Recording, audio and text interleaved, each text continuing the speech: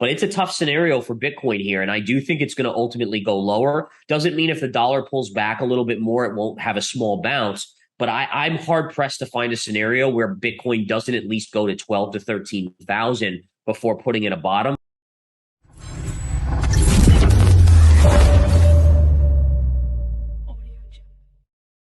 Yeah, so I think into year end or early 2023, your downside target on the spiders, for instance, you're looking at that pre-COVID high. So this is kind of my target. You're looking at like 338-ish or so. But I do think before all is said and done, meaning that whether it's 2023 or 2024, this market will go below there and go quite a bit lower. And I would not be surprised if we find ourselves retesting something down in this range quite a bit lower. Like you could be looking and saying, hey, markets are net down from their all-time highs, well over 50% from the highs put in when stimulus was at its max, when the government was sending checks and when money was essentially free. So I think there's a reckoning here that's going to come to the markets. And again, as long as inflation stays above 2%, ask yourself, how does the economy get itself out of recession once it gets in? And what if it gets bad? And that's going to be a real kicker, right? If we get into a bad recession, unemployment starts spiking to 5, 6, 7%,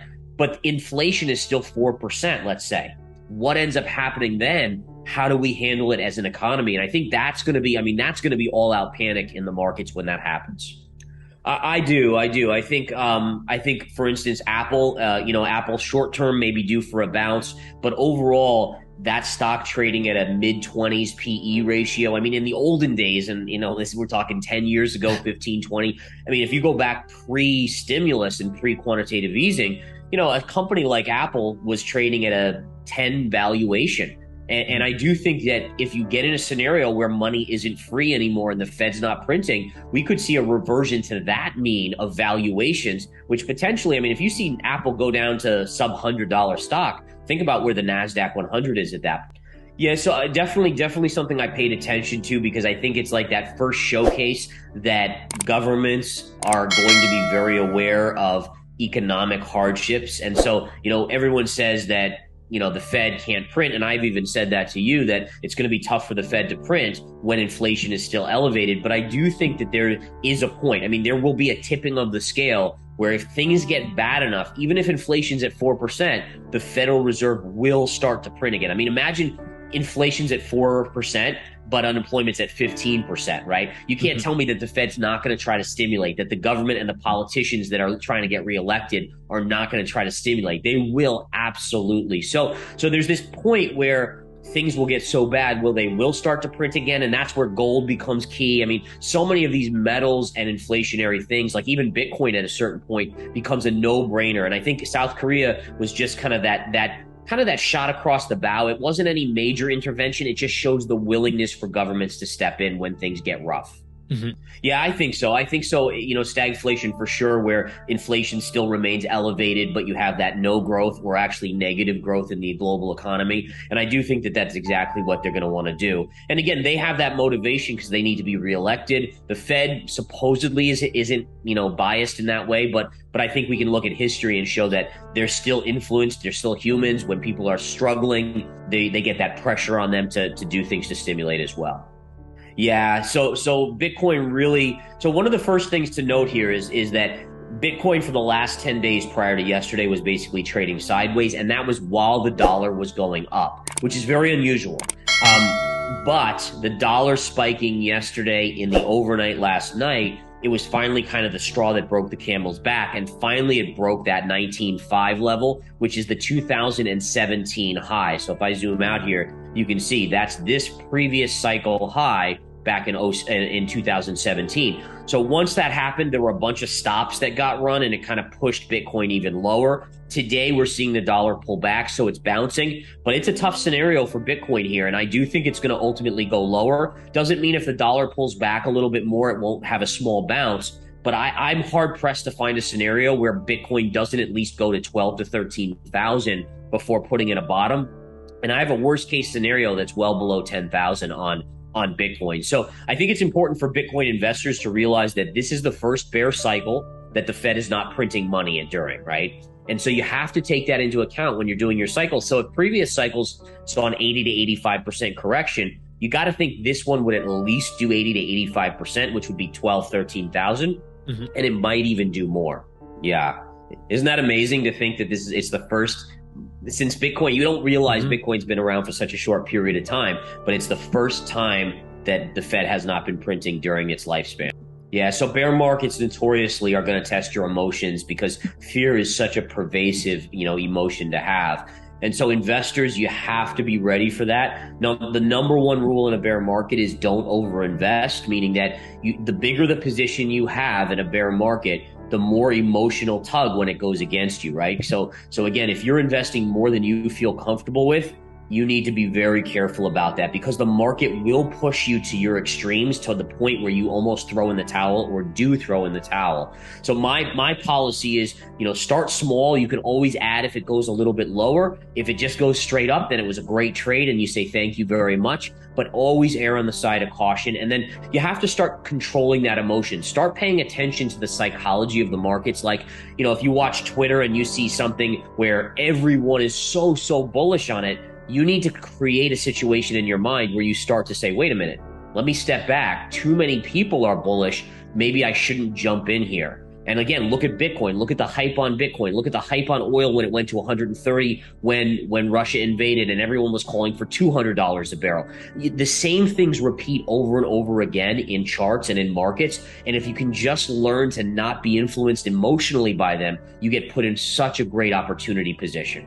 Yeah, and I think the number one thing, so gold has actually been an amazing performer this year. Now, if you're trading it in US dollars, it's down a little bit on the year, but then compare it to like an S&P that's down 20% or close to 20, or the NASDAQ that's down more than that, and you really see the standout of it. But if you looked at the gold chart in terms of euros or yen, it is pretty much one of the only things that is net positive for the year. And again, the reason in dollars is the dollar has rallied, 15, 17, 18% this year alone. And then gold actually is only down, I think about 4% on the year, something like that. So again, think about that. Think about how the dollar being up 15%. In my world, I would say, if someone told me that, I'd be like, oh, well, gold should be down at least 15%. It's up 15, then the dollar's up 15, gold should be down. And the fact that it's only down what it is very, very bullish. And if you get a weakness in the dollar, if we are seeing a Fed pivot here, where let's say in September they go to 50 basis points instead of 75,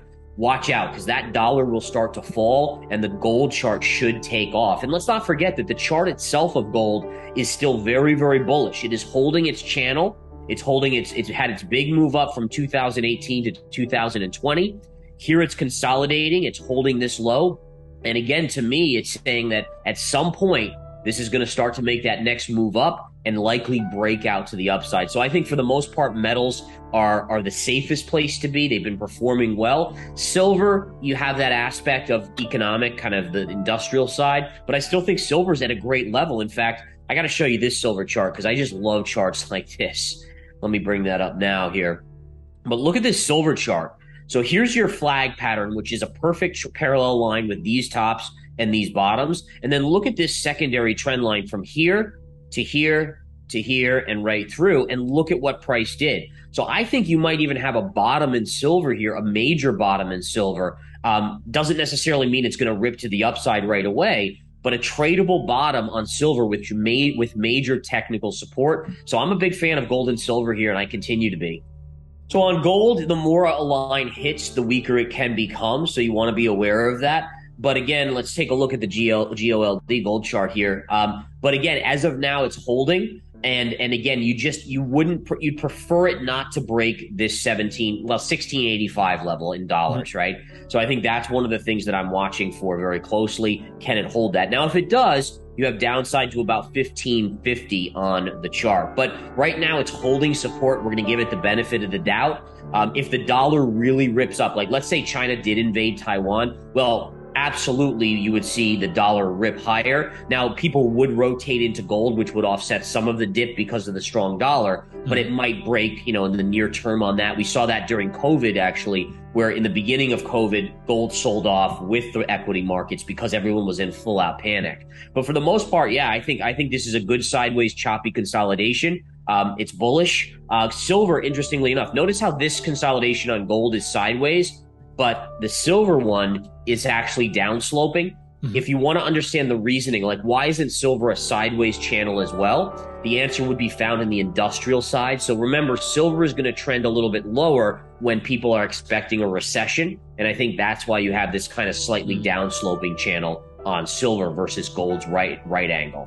Yeah, I do think so. I think the miners have been abnormally, maybe not abnormally, but they've been punished so much more than gold itself, because they get hit by inflation, right? So yes, they're mining gold, but gold's not going up at the same rate as inflation at this stage. And so what's going on is they still have to pay their workers more money due to inflation. Their materials cost more money. Their drilling equipment costs more money. So they've been obviously getting hammered. But if you see inflation continue to come down and the Fed pivots, I think that's the key there for the miners. And the miners at that point would perform really, really well. I got to show you this chart on the gold miners, because a huge flashing buy triggered on this. And much like silver's chart, it's almost identical. But look at this. Here's a trend line. We just tagged it with the downsloping white one. And then look at this pivot right through here, right here. And then look at what we just hit, and look at how gold miners, the GDX, is bouncing. So I think, again, the miners look really good here. And if I'm right on this Fed pivot, you should see the miners do very, very good, very, very well.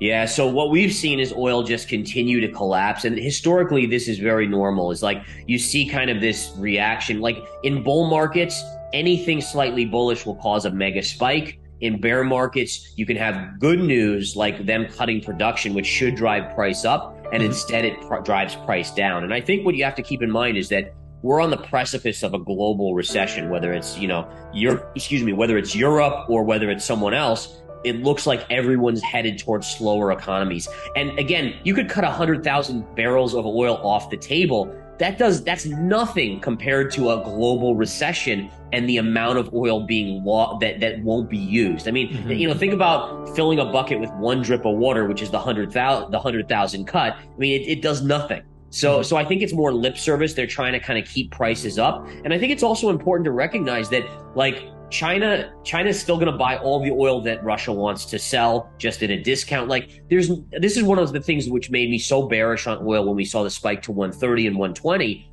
is because it's not like that oil was really going off the market. It was just going to get sold at a discount, and people just didn't understand that. Panic and greed kind of drove prices up. But again, the impact, and this is one of the big things I think Putin is miscalculating, is that what he's doing with Europe is going to drive Europe to become energy independent, whether it's nuclear or it's alt energy or it's their own drilling. And in 10 years, no one's going to need to buy the oil from Russia. And so short term, I know he's fighting a battle, he's fighting a war, but it's a big longer term miscalculation. And OPEC does this too. And sorry to get off on a rant, but the fact that OPEC wanted to keep prices above $100 a barrel or 120, huge miscalculation. Not only are you going to force the world into a recession where they're going to use less, but it stems so much innovation to alternate energy types. And they have to, really they should be trying to keep oil at like $70 a barrel and then just keep it kind of pegged right there. And again, it's greed. It's greed. Yeah, I do think to some extent, right? So I fully expect inflation to come down. I just don't think it's going back to 2% in the next many, many years. But do I expect 4% in a year, somewhere in that vicinity? Absolutely. I mean, there's no way oil can go from $120, $130 a barrel down to 82 where it's trading now, and you don't see some coming in of inflation pressure. So I think that's the key. We've seen a lot of metals like copper's collapse from its highs, nickel's collapse from its highs. That's all come back in, which will help alleviate the inflation pressures. The one kicker of why I think inflation will remain above 2% is because you have the inflation on wages, right? And so basically companies have had to pay workers quite a bit more, whether they were paying $15 an hour, then they had to go to $25 an hour, whatever it may be. But what they can't do, McDonald's can't double the price of a burger overnight, right? So what they do is they'll raise it by 10%, like the dollar store raised their prices from $1 to $1.25, right? Now they're paying their employees double probably, but at the same time, they couldn't do that. They can't raise it from $1 to $2. So what they'll do is over the coming years, they'll slowly inch those prices up to compensate, and that'll keep inflation above 2% over the next few years.